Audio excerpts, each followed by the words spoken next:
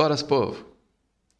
Vamos então ver como é que a gente consegue aplicar aqueles conceitos que a gente viu com bolinhas, mas utilizando alguma coisa um pouco mais interessante. Não muito mais interessante, um pouco mais interessante, tá? Os famosos flying logos, logotipos voadores, ou como os noobs chamam, logotipos animados, né? Bom, isso aqui é uma coisa bem comum, é um trabalho que volta e meia a gente tem que fazer, por menos interessante que ele seja, tá? E tem várias maneiras de você fazer isso, tá? Tem muita gente que faz no After Effects, tem gente que faz no Blender, tem gente que faz usando aqueles sites que fazem isso meio que automaticamente. Você coloca o texto, escolhe o tipo de animação que você quer, tá? Vamos ver como é que a gente faz isso então no Blender, mas utilizando os conceitos que a gente viu de animação e aquelas primeiras brincadeirinhas que a gente fez então com bolinhas, né? E utilizar as janelas de Graph Editor, Timeline, Dopesheet, um pouco de constraints, um pouquinho de parenteamento, enfim, tá? Vamos pegar aquilo tudo que a gente fez com bolinhas até agora e ver como é que a gente faz isso então num belíssimo, estonteante, maravilhoso, amazing flying logo. Vamos lá. Vou parar com isso aqui que eu já estou ficando com dor de cabeça, né? Bom, vamos pegar então o nosso logotipo, tá? Eu fiz esse logotipo aqui rapidinho.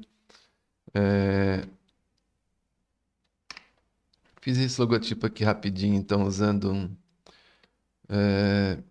esse coração eu fiz no Blender, que é um software de ilustração, mas tem umas ferramentinhas vetoriais que quebram galho na hora do aperto, tá?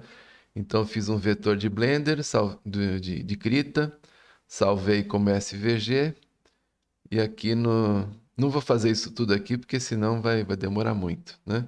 Depois, se vocês quiserem, me fala aí que eu mostro como é que eu fiz, né? Então, joguei esse SVG aqui, uma pequena extrusão e um bevelzinho aqui. Então, isso aqui foi um desenho que veio do vetor de Krita, tá? O resto aqui eu fiz rapidinho aqui no Blender, usei a ferramenta de inserção de texto dele, tá?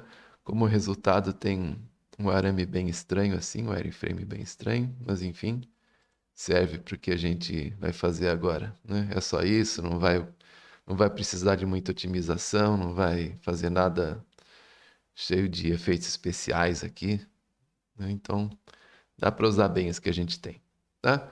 É, Bom, uma vez que você criou o seu logotipo, seja lá como você fez isso, tá?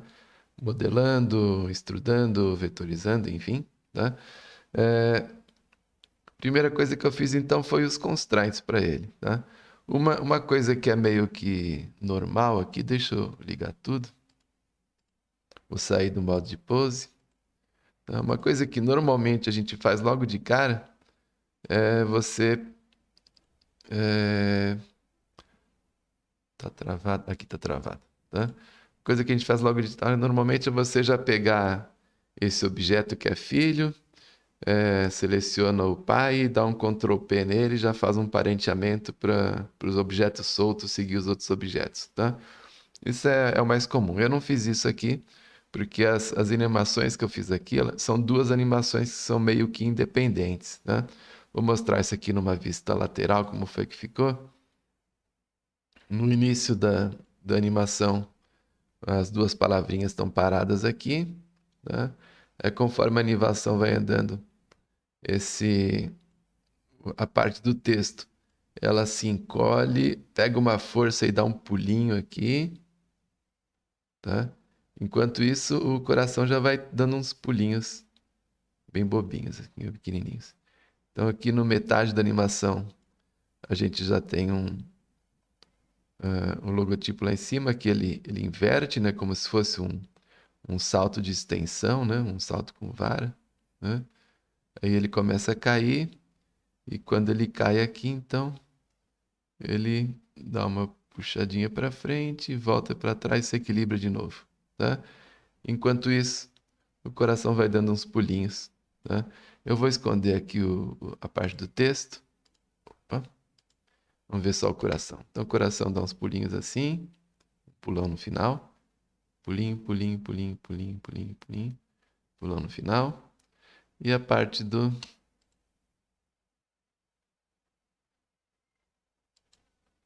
né? O logotipo ele faz isso. Então, são duas animações independentes, né? Por isso que eu não parenteei.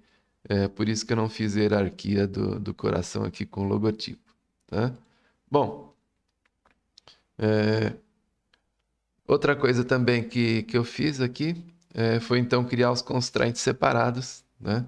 Já que eu tinha dois objetos, fiz um constraint para cada um, tá? Na parte do logotipo, eu criei esse constraint aqui, é um rigzinho bem básico. Tem um bone aqui na letra I mesmo. Aí esse bone foi transformado nesse rig, tá? Custom shape do bone, tá? E aí depois esse bone que eu estendi era um cubo, ele estendeu, era esse cubo aqui, o cubo original, né?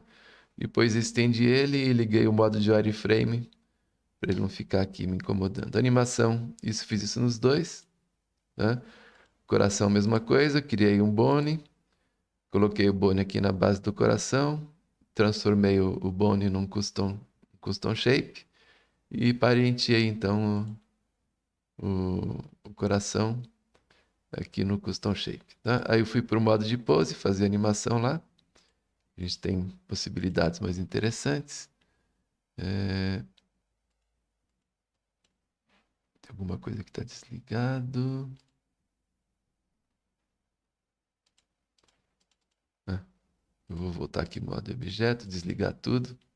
Pronto, aqui no modo de pose.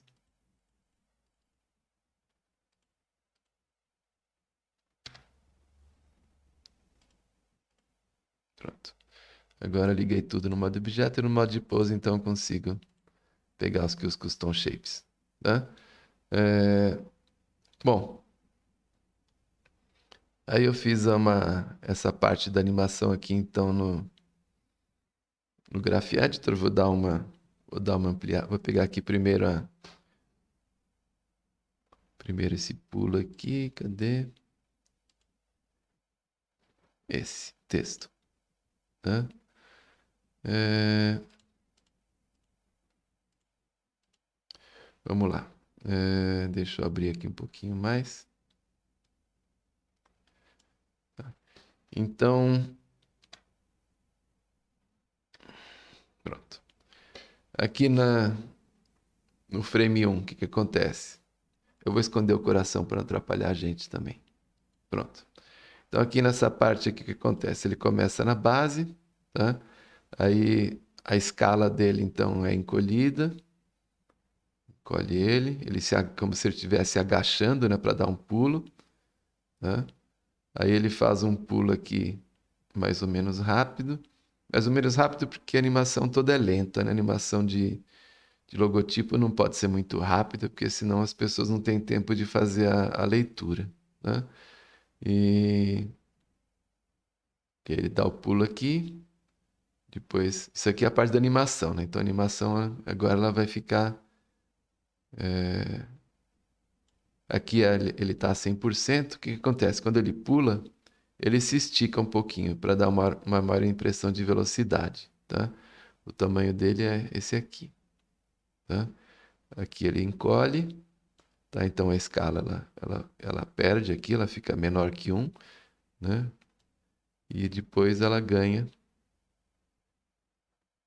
estica, depois ela vai encolhendo aqui. Isso é na escala né, do logotipo. Aqui o que nós temos aqui? Assim, temos a rotação, tá? É, a rotação ela acontece aqui no começo, que ele dá uma inclinadinha para trás, tá? Depois ele mantém a rotação. Quando chega aqui nesse frame, ele começa a rodar para o outro lado, tá? E aqui ele vai manter a rotação, cai aqui, tá? E aqui no finalzinho, deixa eu encolher essas propriedades. E aqui no finalzinho, ele vai então para frente, né? Uma questão de inércia, né? Então ele cai, mas a tendência dele é continuar em movimento, então faz uma inércia para cá. Aí ele volta para trás, tentando se equilibrar. Aí ele volta e dá uma paradinha imediatamente aqui. O certo era fazer isso encolher aqui umas 3, 4 vezes para ele ir perdendo velocidade e tal, né? Mas é uma coisa que eu queria fazer ela mais ou menos rápida e para fazer uma leitura numa tacada só, né? Bom, depois aqui na localização de Z, tá? Essa ele só muda aqui a localização, tá? Então ele sobe, ele desce.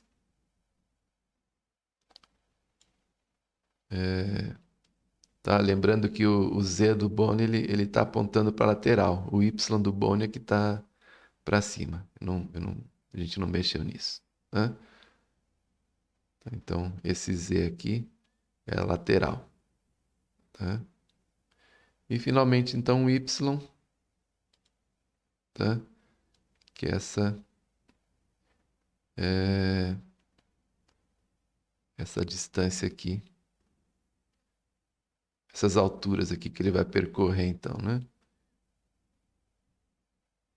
Tá, vocês viram que eu não tenho mais outros eixos aqui, né? O que que aconteceu? Eu gosto de trabalhar com essa área bem limpa para a gente não ficar procurando, perdendo muito tempo procurando muita coisa, né? Então, se por acaso eu faço um keyframe aqui, um keyframe aqui daqueles preguiçosos que a gente liga tudo e tal, né? Vai aparecer aqui um monte de coisas que a gente não está usando. Vou dar um Ctrl Z e fazer de novo, tá? Tô com a caixinha aberta, tá? Tem só esses eixos que eu trabalhei. Se você clicar aqui e fazer um eixo novo, tá? Vai aparecer uns eixos que eu não estou usando. Aí no Graph Editor a gente vê qual que não está sendo usado, Ctrl Tab, tá? E aí esses eixos que estão retos, tá vendo? Eu não estou utilizando eles. Os eixos que a gente utiliza, eles são esses aqui. Então você seleciona os eixos que você não está utilizando, tá? 2, 3, 4. Apaga, delete. Apaga esse aqui também. Então, esse aqui a gente já está utilizando, tá vendo? Cuidado para não apagar esses que tem pouca variação, viu? Tá? E outra coisa também, é, esse keyframe que eu criei aqui, ó, o que acontece? Ele ficou marcado. Então, vamos supor que eu quero apagar aí uns keyframes. Tá? Conforme a gente vai criando keyframes durante o processo da animação, a gente vai criando uns keys que não pertencem ao movimento. Aqui, ó. Esse keyframe aqui, ó, não tem a menor utilidade aqui. Então, provavelmente ele vai acabar atrapalhando a sua animação. Conforme você estiver querendo mexer, conforme você for mexer nessas alças aqui, ele vai acabar atrapalhando, tá? Então, uma coisa que a gente pode fazer é apagar esse keyframe, tá? Normalmente, eu trabalho com essa opção aqui ligada, né? Porque é só a curva selecionada que eu vou conseguir fazer o keyframe. Tá vendo? Eu selecionei só ele e os outros não, tá? Agora, na hora de apagar esses keyframes, que não precisam aqui, eu posso apagar ou aqui pelo Dope Sheet, tá? Ou aqui pelo Graph Editor. Tá? Eu vou apagar no Graph Editor só para demonstrar, tá? Porque às vezes você não quer apagar tudo de uma linha só. Então, o que que eu vou fazer? Eu vou desligar essa opção aqui e agora todos os keyframes dessa região foram selecionados. Tá vendo? Com essa opção ligada, só os keyframes que estavam selecionados aqui é que eu podia selecionar, tá? Vou desligar então. Agora não, agora eu consigo pegar todos, tá? Delete. E agora a gente não tem mais aqueles keyframes inúteis, né? Então é bom sempre você dar uma limpadinha aí no seu gráfico, né? O que não tiver necessidade, eu já limpei o gráfico, então estão todos bem, tá tudo bem limpinho aqui, só tem os keyframes mínimos necessários. Gente, isso daqui é uma animação de logotipo, uma coisa que é bem simplesinha, tá? Quando a gente estiver animando um personagem, 200 e lá vai fumaça bones, né? Você não faz ideia como é importante você já ter uma, um graph editor bem limpinho, bem organizado, né? Então, é assim que ficou o graph editor, tá? Bom, então a gente tem duas animações, tá? Que são simultâneas. Na primeira animação, o meu logotipo dá um pulo grande. Na segunda animação, o coração dá uns pulos pequenininhos. Vou habilitar ele aqui, tá? E no final eles se juntam, tá? Então ficou assim, ó.